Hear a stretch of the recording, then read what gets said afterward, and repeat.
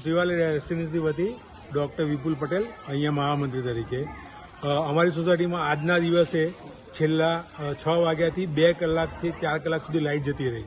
આ લાઇટ જવાથી જમવાના સમયમાં નાના બાળકો, વૃદ્ધો, વડીલો દરેક જણા હેરાન થયા છે. અને આ સોસાયટીનો પ્રશ્ન આટલી ગરમીના ઉકળાટમાં છેલ્લા 2 વર્ષથી અમારા સોસાયટીના રેસિડેન્સીવાળા સહન કરી રહ્યા છે. આ બાબતે અમે જીઈબીના ખાતામાં ઉચ્ચ અધિકારીઓ અને નાના લોકો સાથે બી ત્યાં વાત કરતા ઉચ્ચ અધિકારીઓ બી જવાબ આપતા નથી. કયા કારણોસર ફીડરમાં લાઇટ જાય છે, ફીડરમાં પ્રશ્ન શું, છેલ્લા 2 વર્ષથી આ પ્રશ્નનું સમાધાન કરવામાં એ લોકોનો કોઈ રસ લાગતો નથી. અને નાના બાળકો, વૃદ્ધો આ બધા જે હેરાન થાય છે એ બાબતે પ્લસ જોવા જઈએ તો જે રજૂઆત કરતા ફોન ઉપર વાત કરીએ તો ફોન ઉપર ઉચ્ચ અધિકારી અથવા તો જે અમને કમ્પ્લેન નંબર આપવામાં આવ્યા છે એ કમ્પ્લેન નંબર ઉપર પણ ફોન લાગતા નથી અને લગાવીએ તો રીંગો વાગે જાય છે. થોડી વાર પછી કરો, પણ કોઈ જવાબ ઉપાડીને આપતું નથી.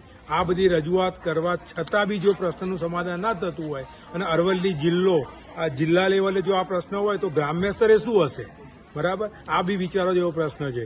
અને બીજી વસ્તુ, જો ગ્રામ્ય સરકાર બધી વાતો કરી રહી છે વીજળી 24 કલાક, પણ 24 કલાક વીજળીનો હેતુ શું? અને રહીશો આ રીતે હેરાન થતા હોય તો જોવા જેવી વાત એ બી છે કે જ્યારે લાઇટમાં સામાન્ય બાબતે બી કદાચ લોકોના બિલ ભરવાનું રહી ગયું હોય, બરાબર, અથવા તો થોડુંક બી મોડું થયું હોય તો આ લોકો તરત જ લાઇટ કાપવા માટે, તરત જ કપાત કરવા માટે આવી જાય છે. એના બાબતે બી એ લોકોને રજૂઆત કરીએ તો એ લોકો કહે છે કે અમારો પ્રશ્ન નથી, એ ઉચ્ચ અધિકારી લેવલનો પ્રશ્ન છે.